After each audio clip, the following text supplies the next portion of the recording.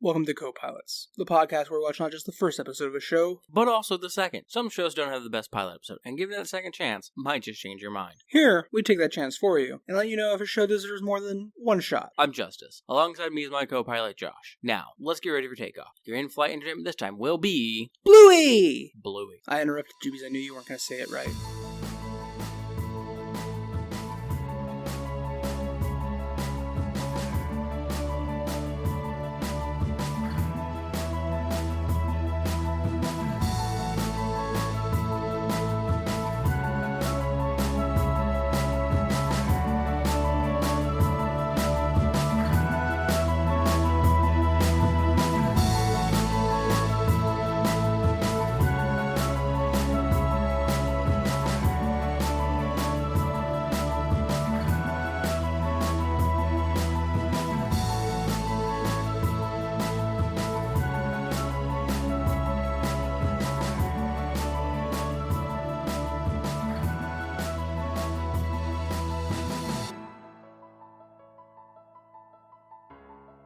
So yeah, it's Bluey, the very popular children's television show.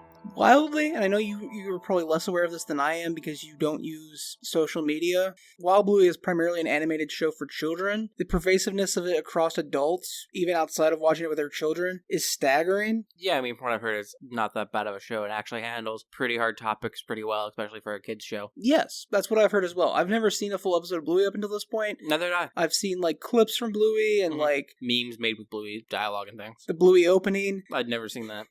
But before we dive too deep into Bluey, I just want to get through some of our hard facts about Bluey. Okay. Bluey is a 2018 ABC Kids show from Australia. All right. Readily available in the US on Disney Plus. Okay. And on Disney channels, I believe. Mm. ABC is owned by Disney, so yes. It is also a BBC show in Britain. But what is Bluey outside of the hard facts? It's an animated show for kids, but what's it about? A family of dogs. And anthropomorphic dogs. Yeah. But not fully anthropomorphic because they do run on all fours and Anthropomorphized. Yeah, that's a good word. That's the right word. This first episode is entitled The Magic Xylophone. It is indeed.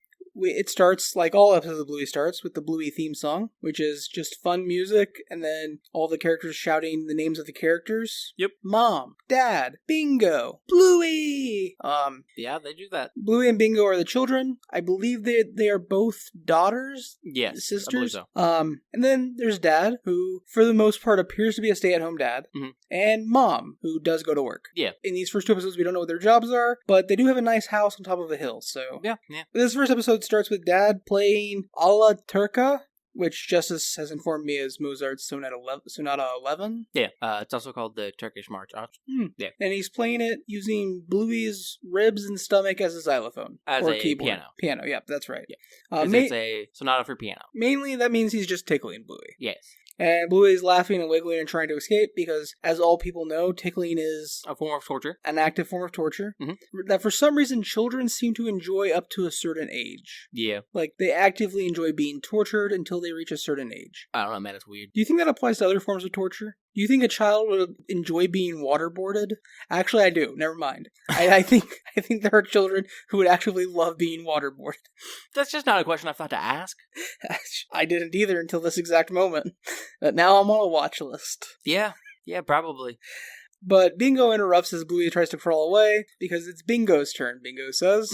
And Bluey, who was trying to crawl away, is immediately like, no, I'm not done yet. And these two briefly argue because Bingo wants it to be her turn. Bluey's taking all the turns. Bluey says, no, still my turn. So Dad interrupts and grabs Bingo and declares that Bingo will instead be the Bum Bongos. And proceeds to rhythmically tap out. I don't even know if it's still a sonata. It was hard to tell. Yeah. It was more of a weirdly festive song instead. And Mom comes in and says something like groovy tropical music, groovy island music. So this eventually leads to Bingo digging through a toy bin where she finds a xylophone. Just one of those toy xylophones kids have. Yes. And when she pulls it out, Dad starts trying to run away, and Bluey goes, "Get the dinger." Dinger, yeah. Referring to the mallet. No, I believe it's called a dinger. It is not called a dinger. Are you sure? I am certain. Okay, well, Bingo finds the dinger, and we quickly learn why Dad was trying to run away. The xylophone is magic. When they hit the xylophone and say freeze, it causes him to freeze. And when they hit the xylophone and say unfreeze, he unfreezes. Thus begins the game of magic xylophone. You see, the obvious interpretation of the events of Bluey is that it's all fun and games where Dad is engaging in make-believe play with his children. And that's a fine interpretation. But there's also a channel called Film Theory on the internet that has posited that Bluey, Bingo, and Mom are all witches and they're actually magic. I'd like to state I'm annoyed by this theory, mostly because I jokingly said this without being aware that this was a film theory idea, that I said it based purely off of a joke in the second episode that I made about the second episode. We'll get there. In which, in even the very slightest, my brain determined if was implied intent of the thing true, it would just involve handling a heavy topic later, which would be divorce. Or couples counseling. I don't believe Mom and Dad have got divorced yet. Yeah, I'm just saying, like, that's where my brain led me to off the one joke I made. I was like, if it actually is of any relevance. Fair enough. So, Bingo and Bluey use the magic of the xylophone to freeze Dad so that they can dress him up and draw on his face and fill his arms with teddy bears. Yep. Meanwhile, Mom uses Dad's being frozen by the xylophone to pluck a hair out of his head because it has been bothering bugging her all day. Yeah. So, as Mom's getting ready to leave, she's getting into her car. Dad is outside frozen on the sidewalk with a mustache drawn on him, wearing a feather boa and antlers, holding teddy bears. And Bluey's getting ready to unfreeze Dad when Bingo is like, hey, let me do it. You've taken all the turns freezing him. It's my turn. So Bluey refuses, and then Bingo tells their mother, and Mom is just like, look, you can either share, or I can take the xylophone with me and freeze my boss. And remember, Bluey, if you don't share with others, nobody will share with you. So Bluey agrees and hands the xylophone over to Bingo, and just before Mom leaves, she does mention to let Dad have bathroom breaks. So Bluey agrees to take turns, and shortly after that, Mom leaves. Bingo and Bluey almost immediately start arguing about whose turn it is to use the xylophone again. No. Instead, Bluey lets Bingo unfreeze Dad, but does basically dictate where Bingo can unfreeze Dad from and, like, what they're doing next. Because they have Bingo walk to behind Dad quite a few ways, because their complaint as to why Bingo couldn't unfreeze Dad was because then Dad would catch them because Bingo's too slow. Yeah, and then they go inside, and Dad escapes, and Bluey and Bingo immediately start arguing about whose turn it is to use the xylophone again. Yes. And Dad has Mission Impossible himself into a doorway above them so they can't see him. I thought he was just on the top shelf in that, like, little... Maybe. Closet. I thought he was like Mission Impossible himself in the closet. But anyways, while they're arguing, he drops down, yelling freedom, and grabs the xylophone and runs away. Yep. So outside, Dad ambushes Bluey and freezes Bluey. No. So he drops down, gets the xylophone, and freezes Bluey. Yes. And then he hits him multiple times saying freeze. As Bingo runs away, Bingo doesn't freeze. Well, obviously, the xylophone can only freeze one person at a time. Obviously. I thought it was fairly obvious. You're not wrong. It is pretty obvious. But then he grabs a hat from like the closet and puts it on top of Bluey. It's just a like sleep cap almost. And declares Bluey a new gnome and carries Bluey outside to put in the garden. Yes. And so out in the garden, Dad with the xylophone goes, I think I'd like to water my garden. Yeah. So he sets the xylophone down to go find a water hose. And it's this point where Bingo stealthily sneaks up and grabs the xylophone and initially unfreezes Bluey. And then Bluey immediately goes to take the xylophone back. And so Bingo immediately refreezes Bluey. And Bingo has a heartfelt like, look, if we're not going to take turns, I'm just not going to unfreeze you. Like, yeah, you haven't been taking turns at all and it's making me feel bad. Like, I just want to play and you're not letting me play.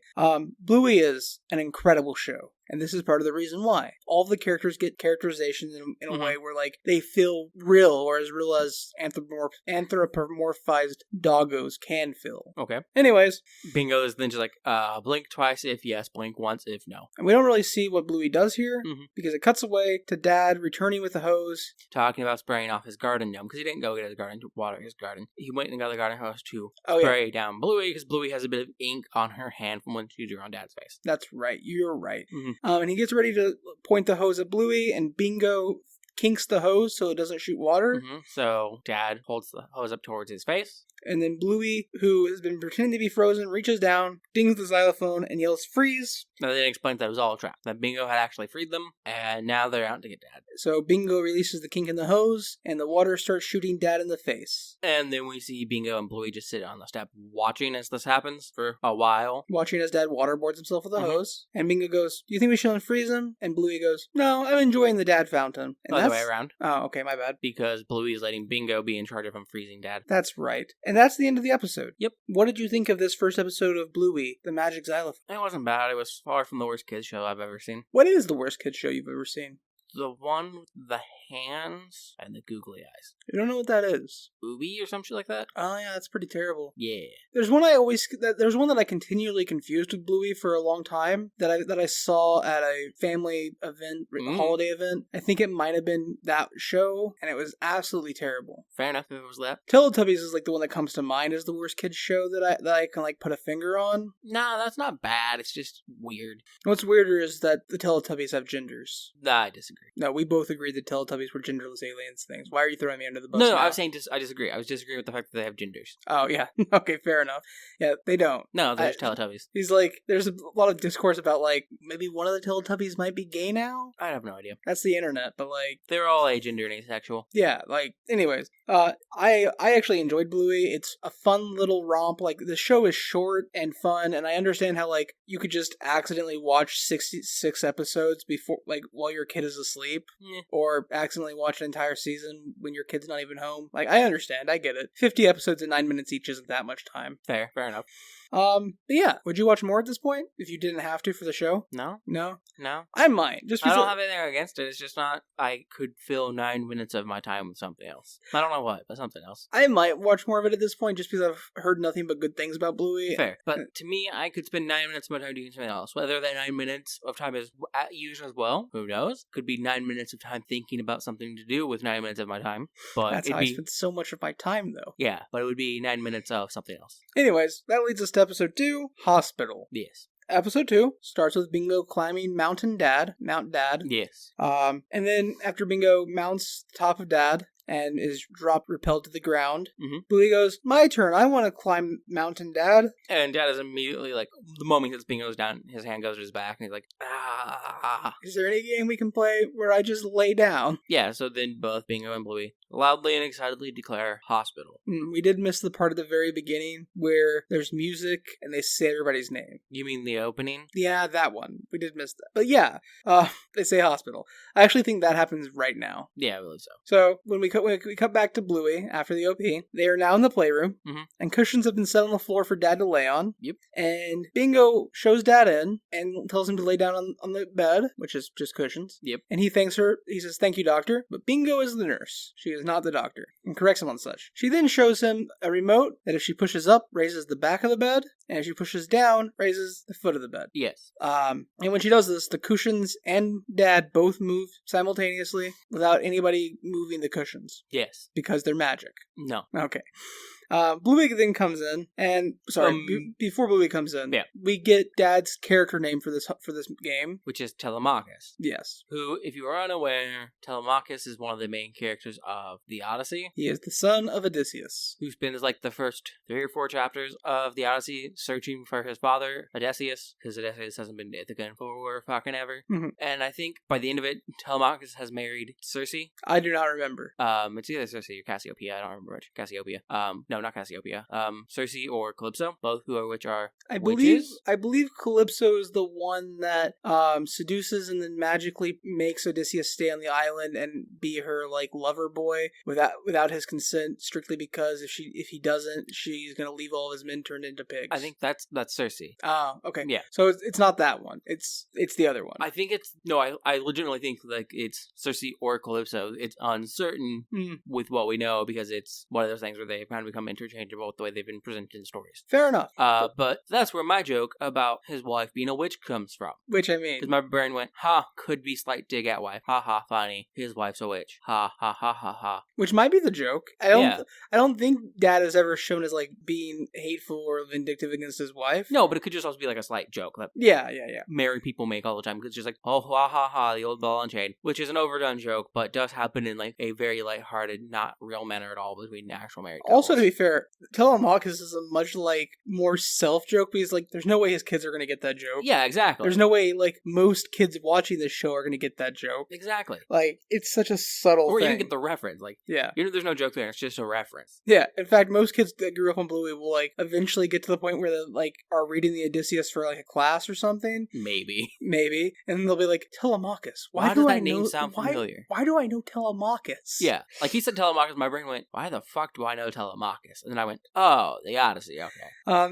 Bluey comes in though, and she immediately jabs Telemachus with a needle. Yeah, I would like to explain that. Mm-hmm. The only reason why I even thought it might be a dig at his wife even slightly was the fact that like I mentioned earlier, my brain briefly thought maybe there's a divorce between the parents later on, because I know, from what I've heard, the show itself handles heavy topics pretty well. I was like, that's a fairly heavy topic for children. Who knows? Maybe that's what they're doing. Maybe that's the thing that happens really later on, and this is just like something they were like, maybe. So you're tickling something in my brain that I know dad and mom don't get a divorce in the 3 seasons of Bluey. I was also like, maybe it's not even a divorce, maybe it's like a couples counseling thing. I think their uncle might get a divorce, though, and come to stay with them for a couple episodes. Entirely possible, I don't know. That's what I'm thinking, not for sure. I do know Uncle comes and stays with them for a couple episodes, but Fair enough. Not remembering what the preceding events are for that. But like I said, Bluey comes in, immediately jabs Telemachus. She says with a needle, but I think like she's actually pinching him or poking him with something. It's not an actual needle. Honestly, it looks like she's holding an eraser. Oh, yes, that's fair. I don't think that's what it is, but it looks like an eraser to me. And she is playing the doctor. Yes. And the jabbing with the eraser or needle, like the in-game needle, becomes a running bit for Bluey. So after Bluey jabs him with the needle, Bingo immediately calls him a brave boy and puts a band-aid on him. Yes. And then Bluey asks what's wrong with him, and Telemachus, aka Dad, is like, if you don't know what's wrong with me yet, why'd you jab me with a needle? It's a good question. And Bluey just kind of ignores him, just like, so what's wrong with you? And so Telemachus complains of stomach pains. To which Bluey immediately asks, is there a baby in there? Are you? Yeah. And so Bluey's initial diagnosis as the doctor is that Telemachus is pregnant. So they give him an X-ray, and the X-ray is just a drawing by Bingo. Yeah, Bingo like holds a stool, I think, over his stomach and makes a few sounds, and it says X-ray done, runs back over to like their little play school mobile style table and draws a picture. And the picture shows what looks to be a possum inside Telemachus' stomach. Yes. To which Bingo is very upset at the assumption that it's a possum because it's obviously a cat. She drew a cat. Yes. And so they have a brief conversation about how a cat would have got into Telemachus' stomach, especially because he claims he never ate it. And Bluey concludes that sometimes when you're asleep, cats will set up slides and slide into your stomach through your belly button. Yep. And so they prep him for surgery. Which, that's terrifying. The idea of cats sliding into your body through your belly button. Yeah. Like, while you're sleeping. Like, that's almost more horrifying than, like, the fake fact that you eat, like, 8 spiders a year while you're asleep. Yeah. So Bluey jabs him again, throws a magazine on his face to read while she does surgery, and he's just like, wait a minute, you're not gonna put me to sleep? And this might be the best bit in the episode because you're not gonna put me to sleep? And Bluey's like, oh yeah, Bingo, Nurse Bingo, put him to sleep. And Bingo just sings him a lullaby after putting a party hat on his muzzle. Oh yes, like to act as like the respiration mask. That makes sense. That's funny. That's a good bit. They begin operating. And... No. The moment he's asleep, because after the last needle, yes, Dad says no more needles. So after he's asleep, Bluey goes, "Oh, good, I can do this again," and then stabs him with a needle again. Stabs, needle, air quotes on both. Yeah, and he's me like, "No," and they're like, "You're supposed to be asleep." So then Bingo lullabies him to sleep again. And they start doing the surgery. And initially, Bluey thinks the surgery is a success, and she pulls out an octopus. And Bingo's like, "Oh no, doctor, I think that's supposed to be there." Yeah.